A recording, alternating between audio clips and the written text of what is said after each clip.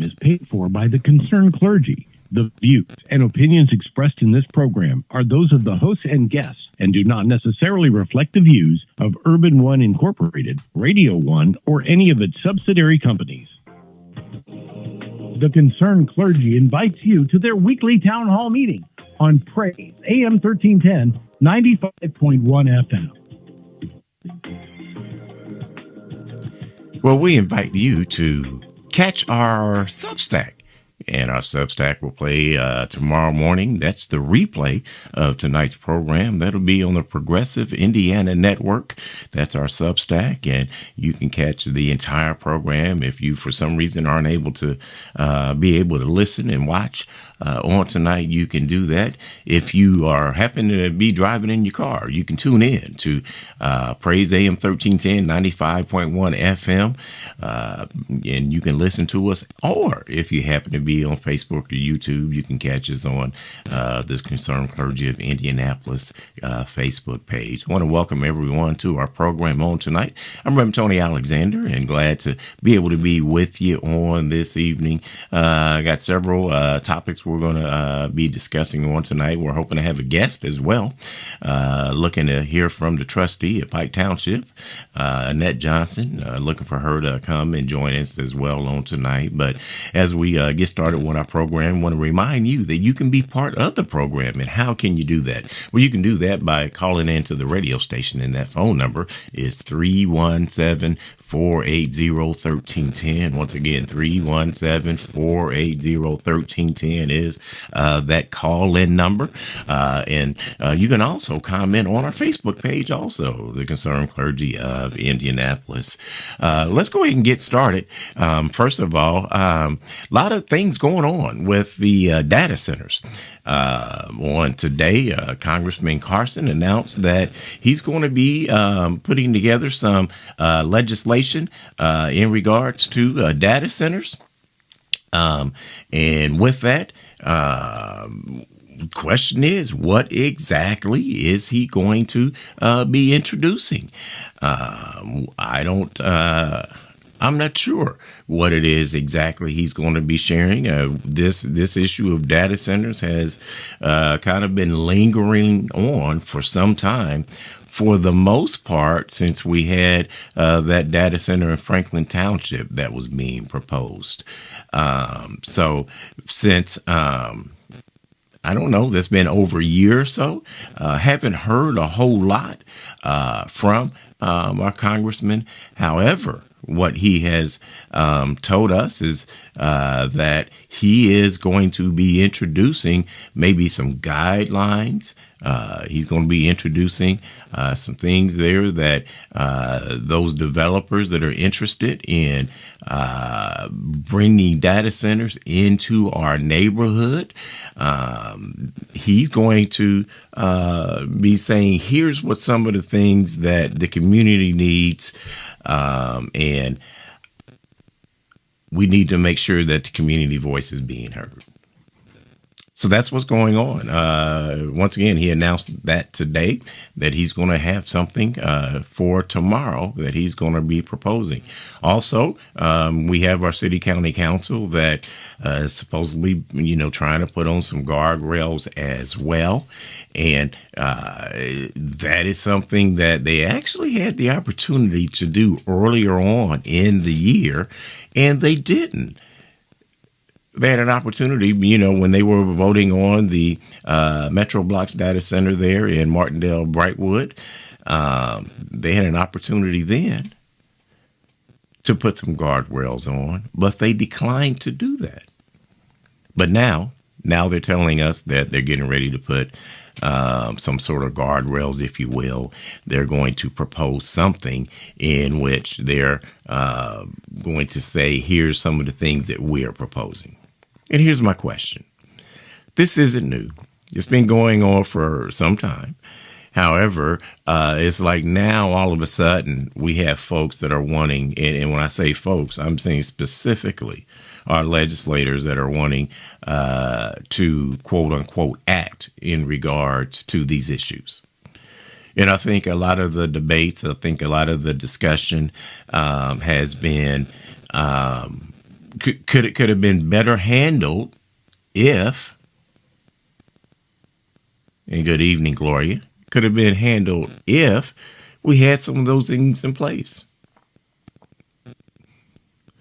I'm Reverend Tony Alexander. If you'd like to be part of the conversation, you can call in to the radio station, the number 317-480-1310, or you can also comment on our Facebook page as well.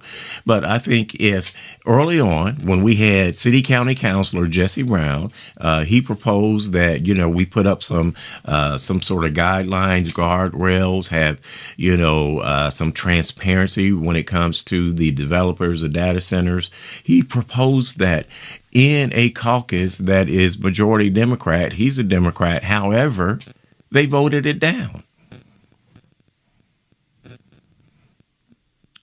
And now they're coming up months later saying, well, we're going to do exactly what he was proposing. And the question is, we have all of these communities, whether it's Decatur, whether it's the one down in Franklin Township, whether it's Pike Township, whether it's Martindale Brightwood, where now there's another data center that's being proposed on another side of town. All of these are dealing with the same issues. However, there was no legislators, that were willing, at least here in Marion County, to say, here's what we're going to do so we can at least try to wrap our arms around it and handle all of these requests. So we're not putting everything on to an individual city county councilor, such as what happened in the case of Councilor Gibson, where he was the only one that was really speaking out, and not favorably, if you will, to what the community wanted to hear.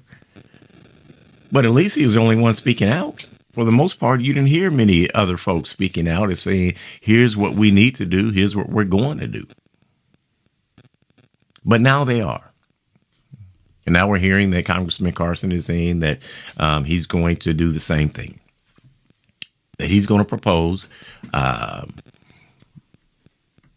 least some piece of legislation or author some bill that will at least give us an idea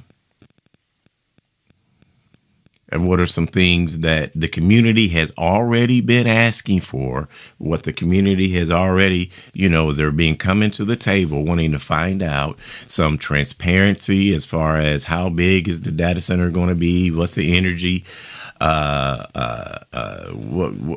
the repercussions of, the energy bills, energy usage, energy demand, what's the infrastructure, what's that going to be like in our communities, in our neighborhoods. Those are some things that now he is saying that he wants at least to have at least some sort of framework, some sort of guardrail, some sort of where there is community voice that's being heard before decisions are made.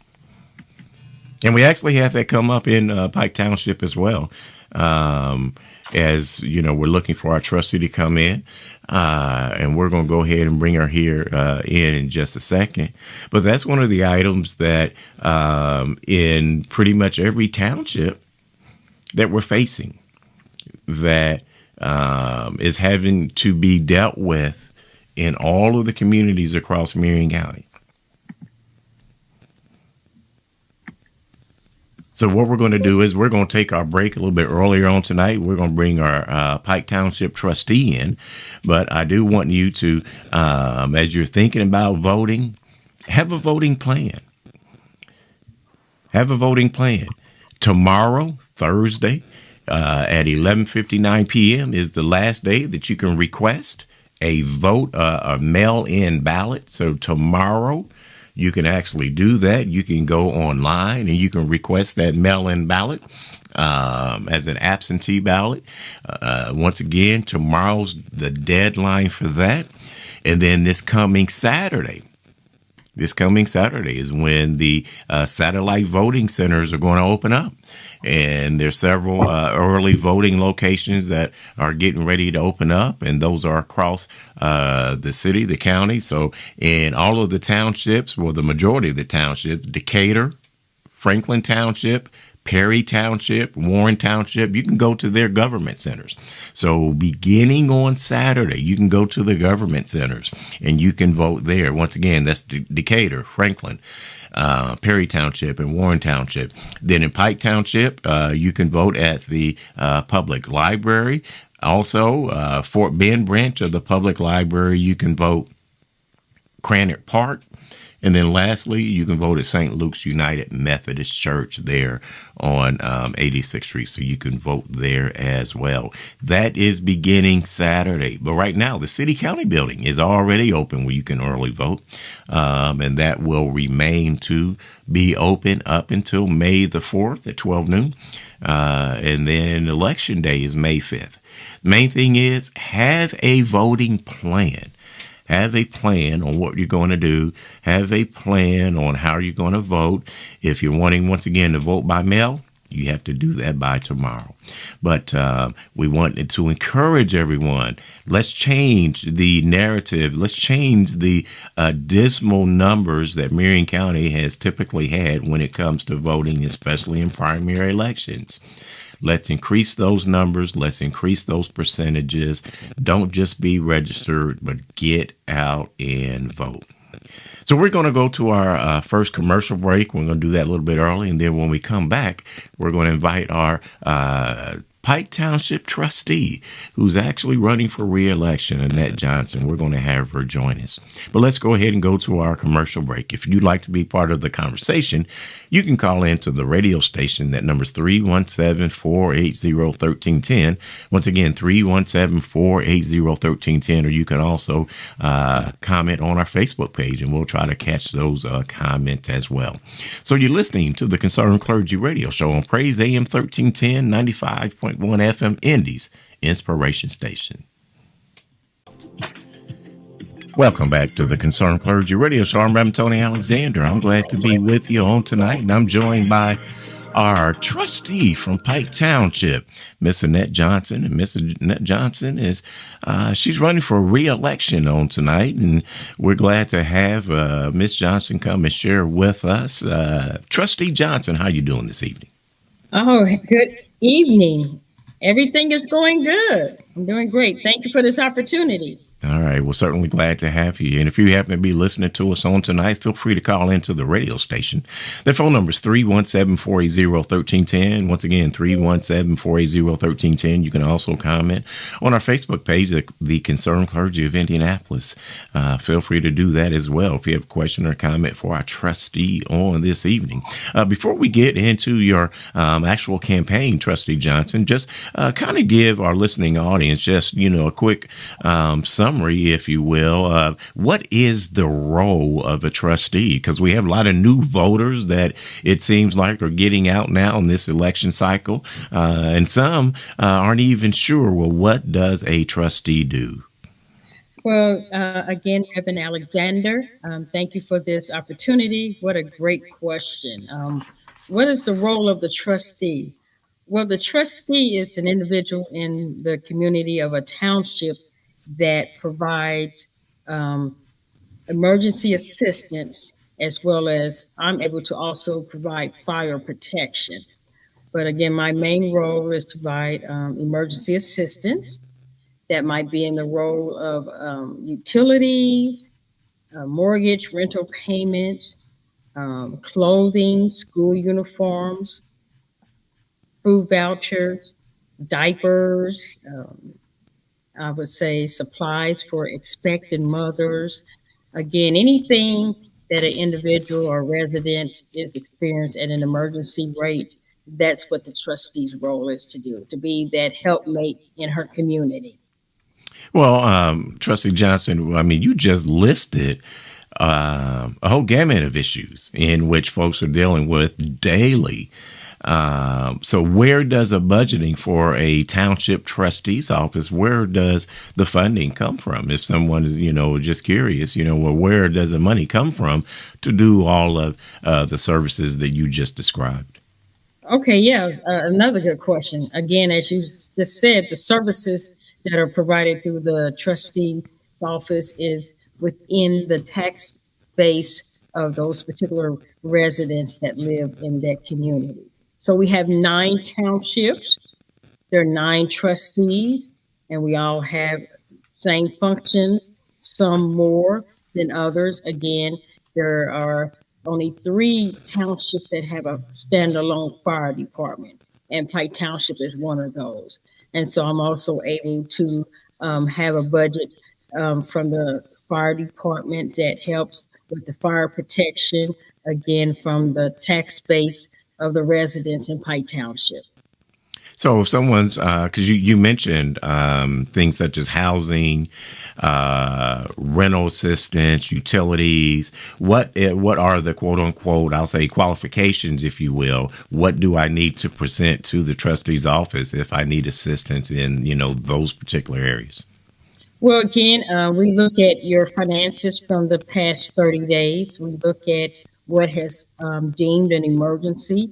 Because again, we're just another layer of government that is helping individuals that's closest to their community. And a lot of times people don't know that. But again, the trustee is just another form of governmental assistance that's to help individuals in an emergency crisis.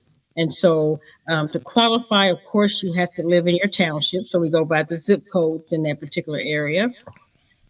ID, of course, and documentation to show what the emergency is and why we're in the situation that we may be. A lot of times it could be individuals are laid off or hours were cut short. So we will see that in their pay scale. They may be facing a health issue where they're off work for a medical procedure and so forth. So that's where that comes in. Also, since we have the fire department, if there is a fire, we're able to provide assistance to that individual for a month to get them some form of relief until insurance comes into play or family members come into play to pick up from there. I'll tell you what, you mentioned something that is actually kind of concerning to me when I look at the role that a trustee's office performs. Because you said that, the trustee's office, currently as we look at it, is another layer of assistance that can be provided to our constituents and to those in our communities. However, what we're seeing is that a lot of federal funding that used to be there is going away. We're seeing state funding that used to be there is going away. So with that being said, do you feel, or when you're even discussing with some of your trustee counterparts, are you guys feeling any burdens, any more pressures, anything like, okay, if these programs are going away, where now we're going to have to pick up some of that burden? Yes, of course, we feel that strain and that burden as well. We have not gotten into that gray area yet.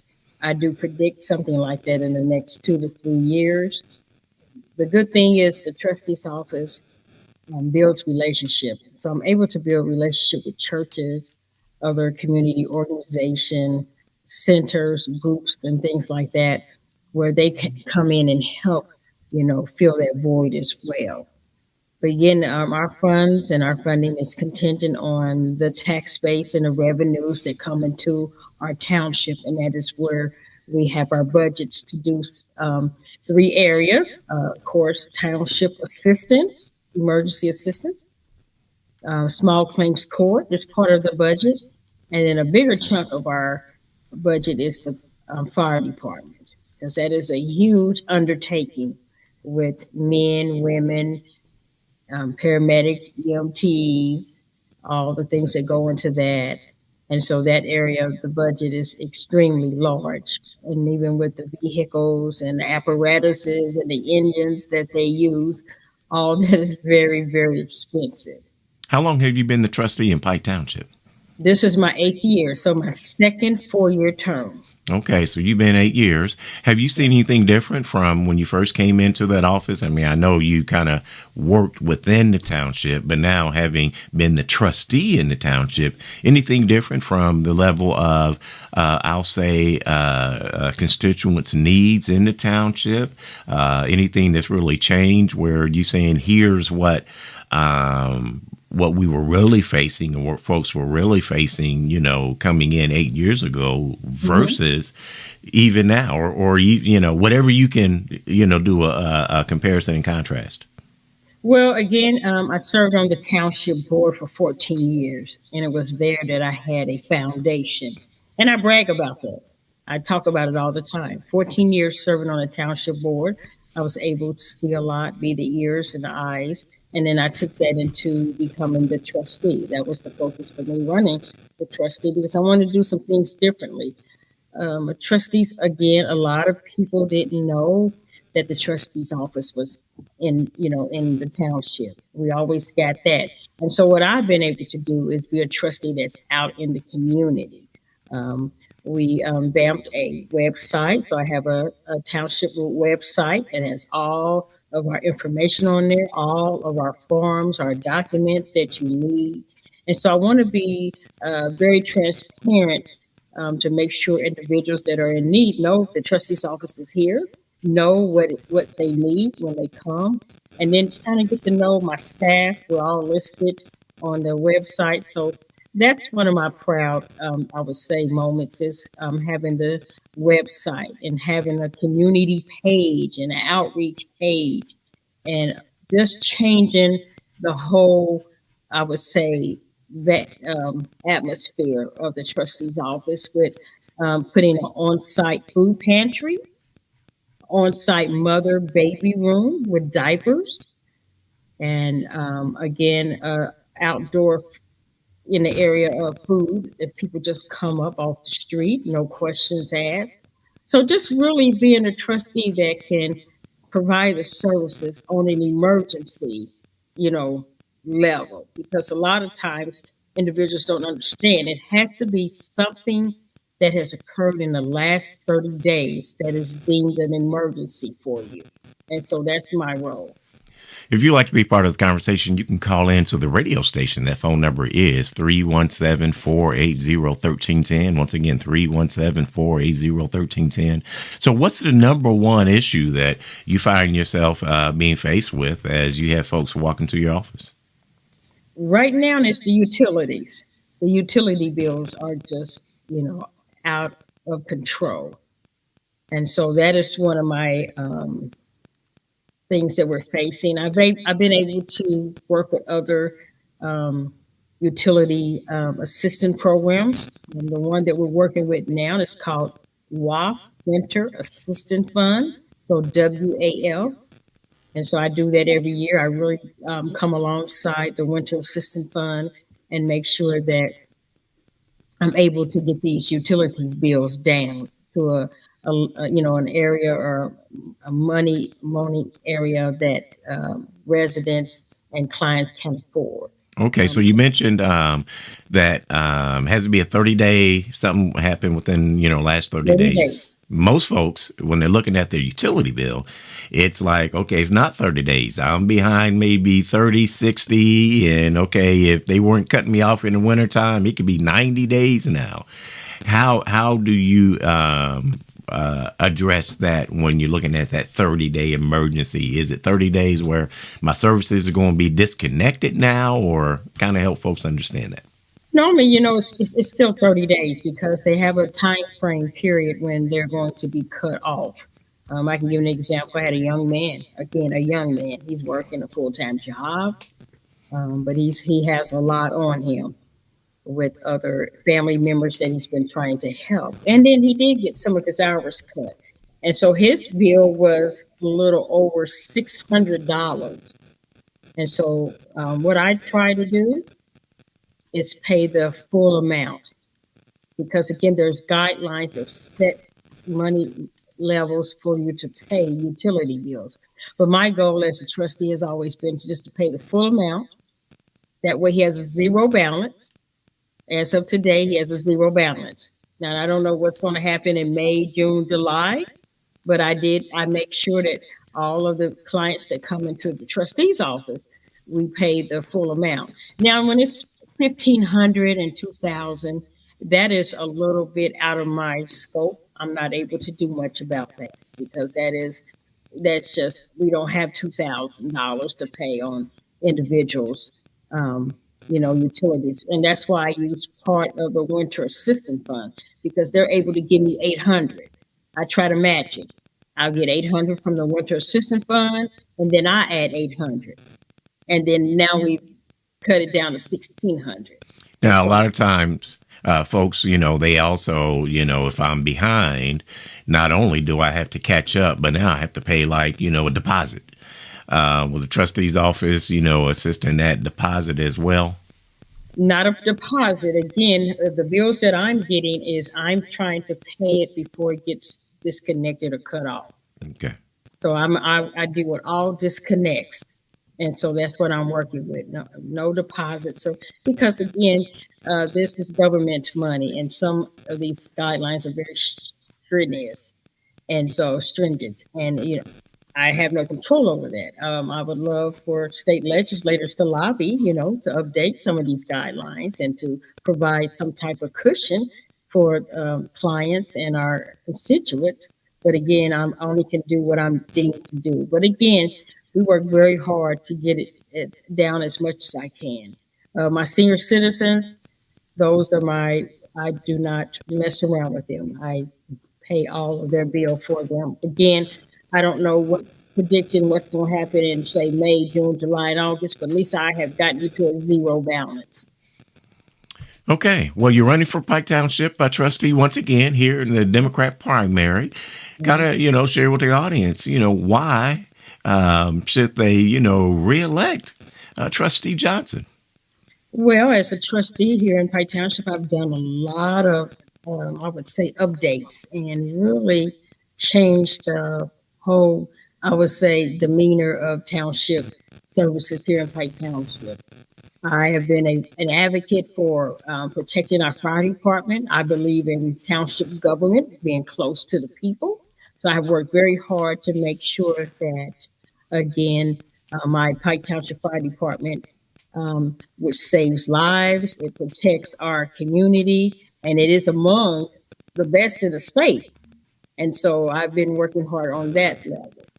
Also, I want to continue to help those in need and continue to do some innovative things and come up with some more strategies and components of helping individuals. So I want to continue that. That's part of my plans. I have 3 plans. And then my third plan is I'm going to continue to be a powerful voice for our community. That may be in the area of data centers, save Eagle Creek, make sure that charter schools are far away from Pike Township. I'm really into public schools. That's what I believe in. And I also want to just make sure, again, that I'm a trustee that's out in the community, doing job fairs, doing festivals, outdoor giveaways. We just had an essential giveaway this past Saturday where I had a lot of donations from Walmart, and we were able to give away a lot of household goods. So I want to continue all of that. All right. Well, Annette Johnson has just shared what the trustee does, what she has done, what she is going to do.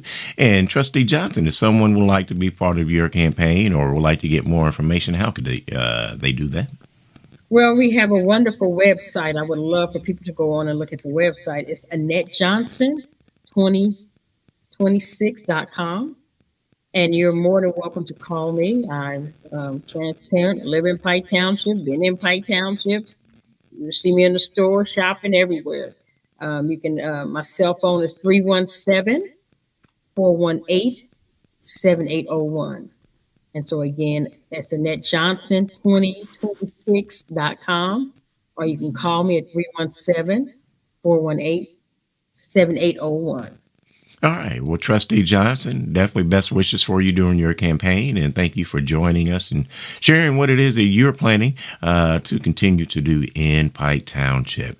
Well, we're getting ready to transition and go to our commercial break. When we come back, we're going to have our president. He's going to join us, and we're going to continue our conversation once again. Lots of things are going on. Governor Braun just did something that shows that maybe we need our state legislators to really have a heart. Yeah, he just signed a bill that is criminalizing homelessness. So we're going to talk about that as well as some other items when we come back from our commercial break. If you'd like to be part of the conversation, you can call into the radio station. Once again, that number is 317-480-1310, 317-480-1310. But we'll catch you on the other side of our commercial break. Thanks, Trustee Johnson, and we'll see you on the other side of our commercial break.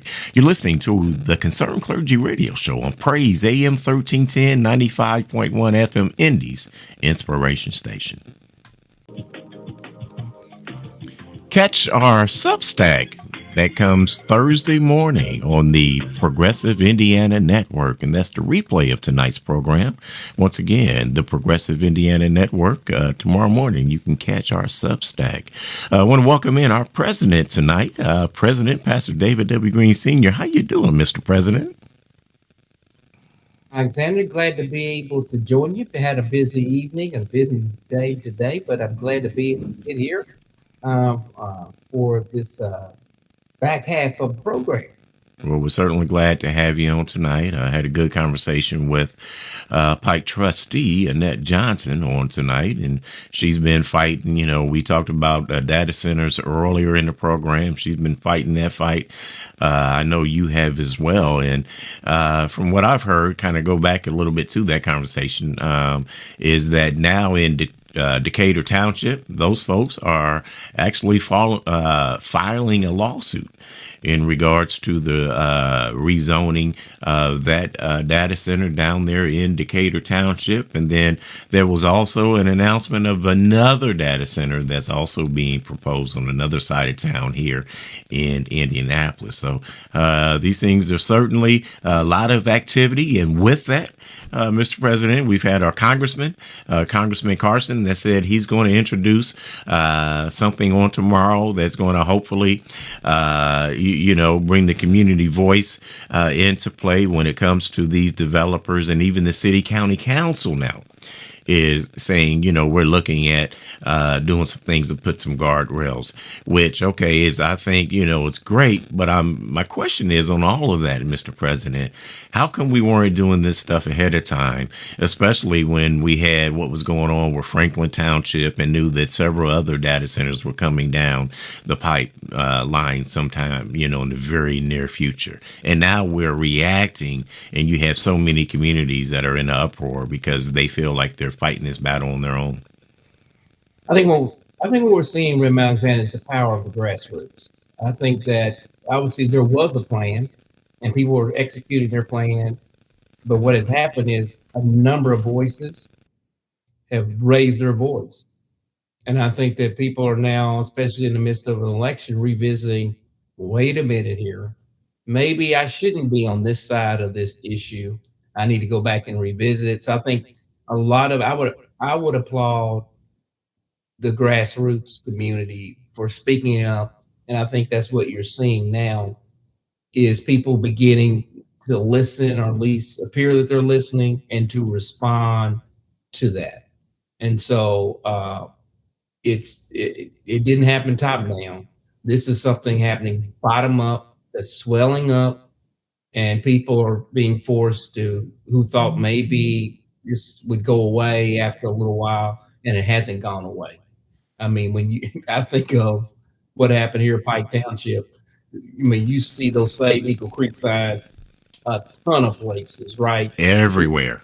Everywhere. And they weren't there, right? And so all of a sudden, there was a coalition, if you will. People have come together and said, we're going to fight this.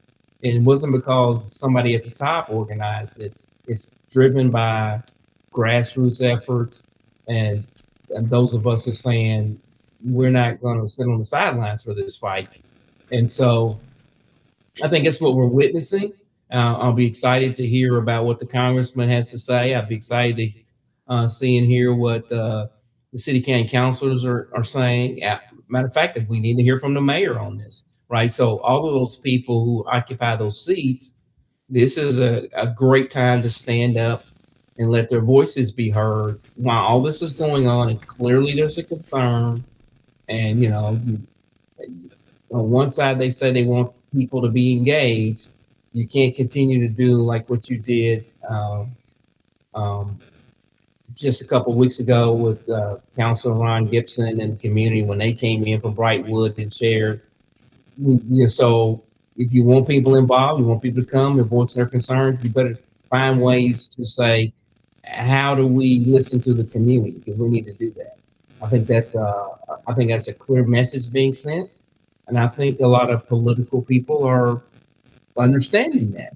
And so I'm excited and want to hear from it and what it looks like, in hopes that it's something that can be done, that can be executed. Well, if nothing else, some of the things I'm hearing is such as having more transparency as to what some of the local agreements are, whether they're state agreements that are being made with some of these developers, and then making sure that there is some type of benefit package that, is going to the local community, and whatever framework that is, but making sure that the community has a voice in, regards to, well, here's what we want. If this is what you're going to do, at least, here's what we want to see, whether that's pouring money, to the school district, whether that's into some programs, or whatever, it's, supporting a church or whatever that could be, infrastructure, but at least have the community have a voice in that piece. Yeah, we definitely need to do that. I mean, I think they refer to that as the community agreements. We need to have that in place, should have had that in place. I just think it's time out for trying to do something to the community and not with the community and just informing them on the back end. I just think there's a number of factors that have contributed to getting where we are. But nonetheless, in this season, I don't feel like that's an effective strategy for somebody to feel like, well, we'll just push it down the throats of the community. And let me be clear, every politician isn't doing that.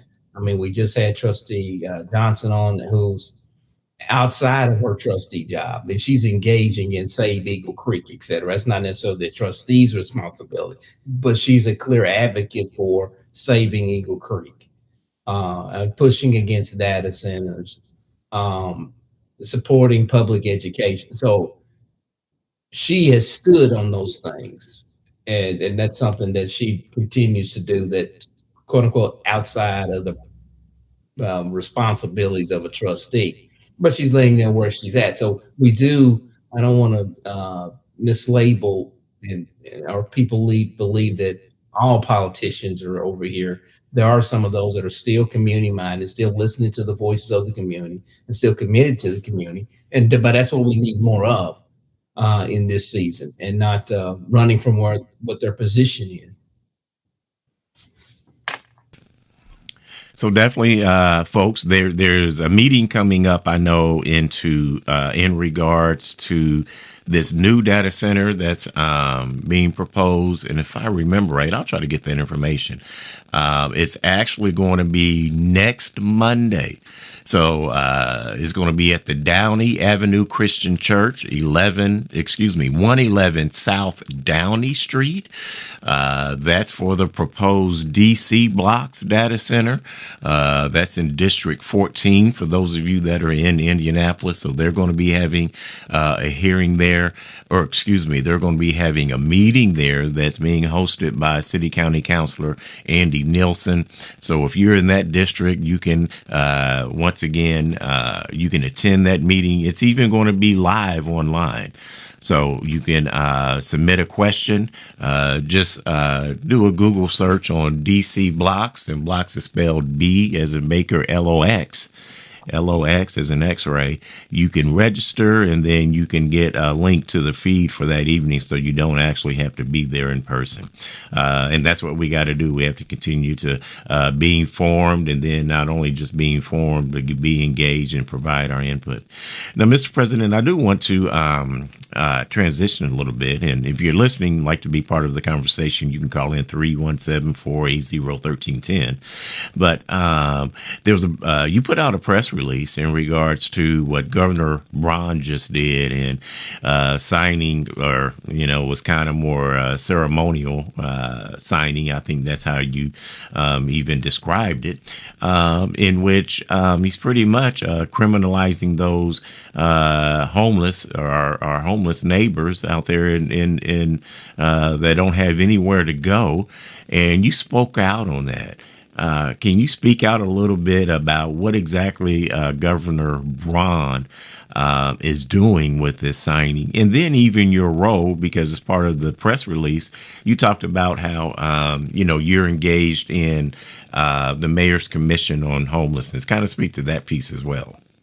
Well, first of all, I'm disappointed that Governor Braun is doing this signing, banning public camping across Indiana, and this is really targeted towards Indianapolis, because I wanted to be clear that homelessness is not a crime. Homelessness is a condition, and conditions require solutions, Rem Alexander, not punishment. We got a condition here. Being homeless, falling on hard times is not a crime, and solving it is not a $500 fine and a C misdemeanor. I mean, that's not going to solve their condition. That's not going to bring them out of it.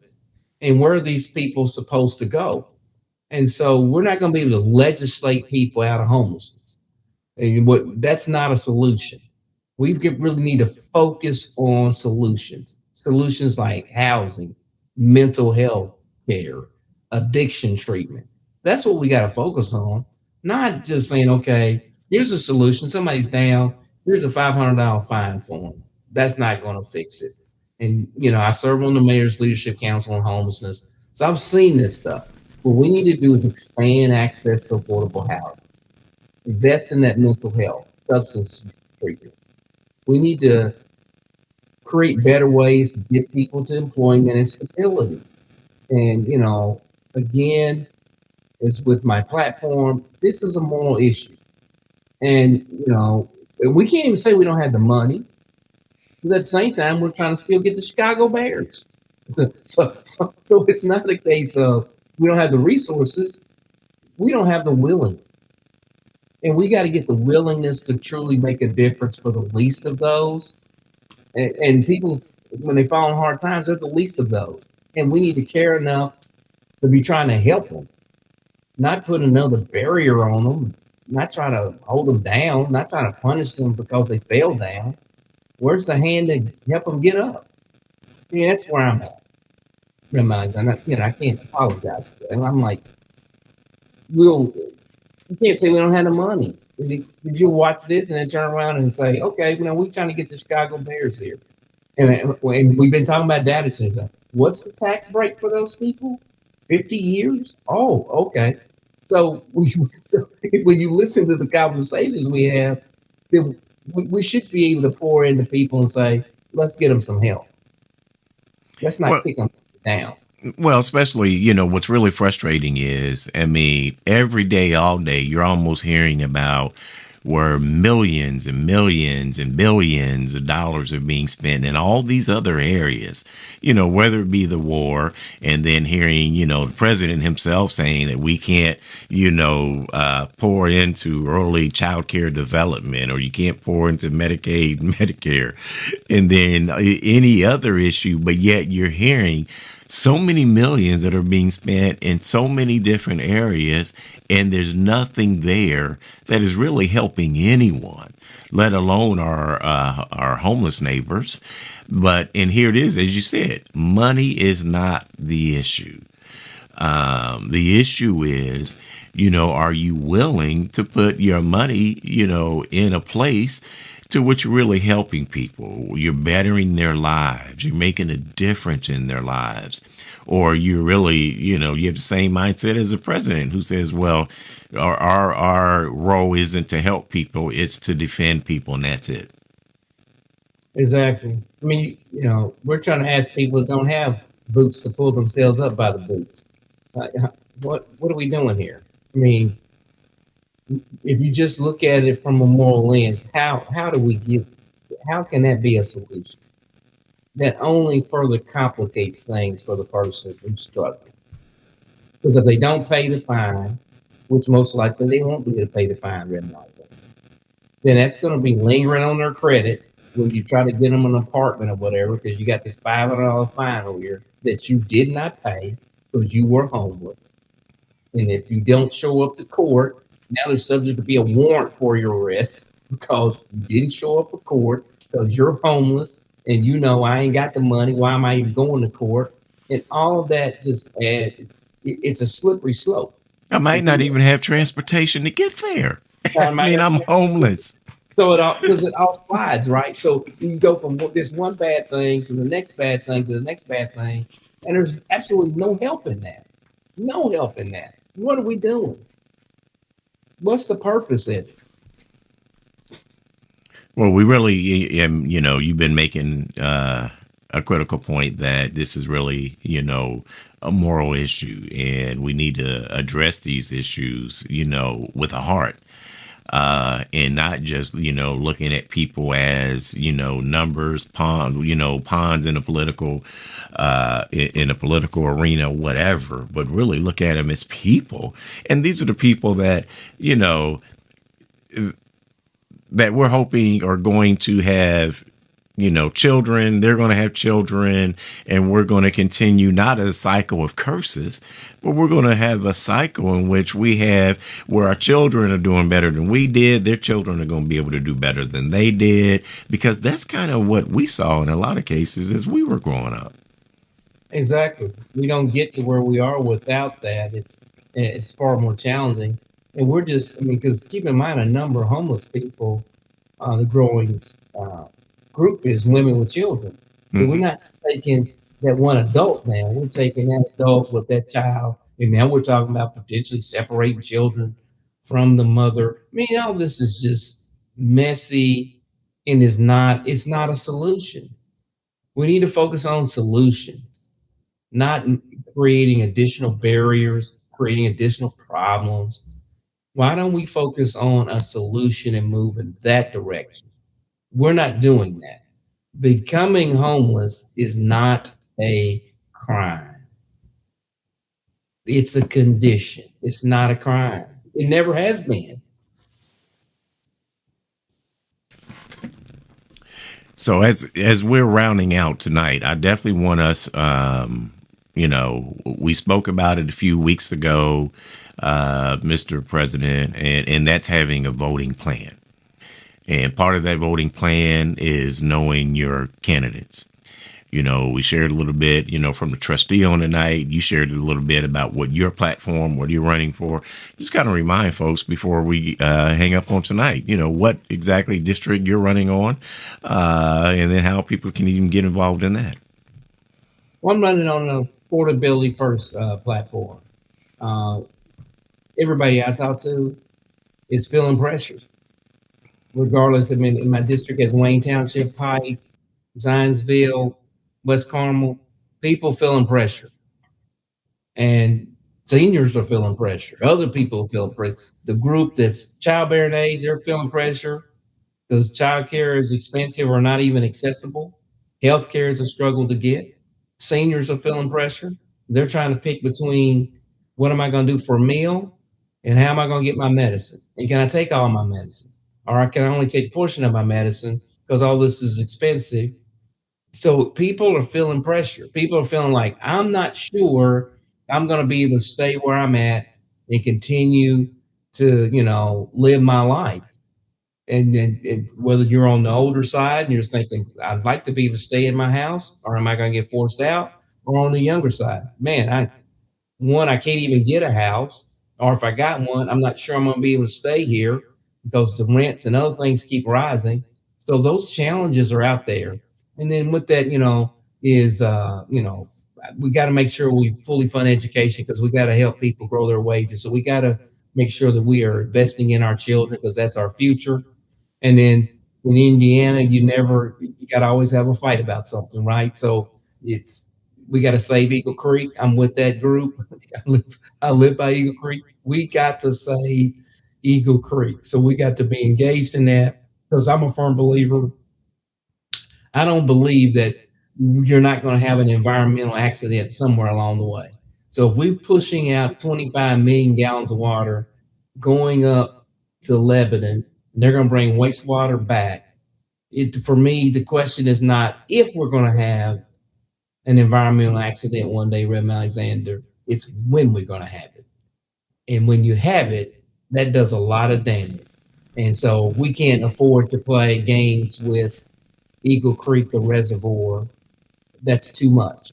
I'm not against economic development, but you cannot do that at the expense of our natural resources, one of the great natural resources of our country. That's not the place to be playing games and gambling and saying, okay, it's going to be all right, when reality, we don't know that, and all this stuff is man-made, and there are going to be some accidents. Even with great intentions, there will be some one day. Well, there's definitely going to be some issues, that we need to be concerned about. And it's water, so we need water, so you can't play games with that. Too many unknowns, too much uncertainty, too many answers. We need questions. Too many questions we need answers for. So we thank you for listening to our show on tonight. I know there's some callers there that we were not able to get to, but hopefully we'll get to you next week. If anything, we want to leave you with this. Have a plan to vote this coming Saturday. Satellite locations are going to open once again in several of the townships. You can go vote. Those township government centers are going to be Decatur, Franklin, Perry Township, and Warren Township. You can vote there in the township government centers. You can also go to public libraries, Fort Bend and Pike Township, and then Cranard Park and St. Luke's United Methodist Church. And you can still also vote downtown at the City County Building. So once again, those satellite sites will open this coming Saturday. Have a plan, get out. Oh, one more thing. If you want to mail in, tomorrow's the deadline to turn in your mail-in ballot application. But have a plan to vote. Well, everyone, we hope you have a blessed week, and we'll see you next Wednesday. Be blessed.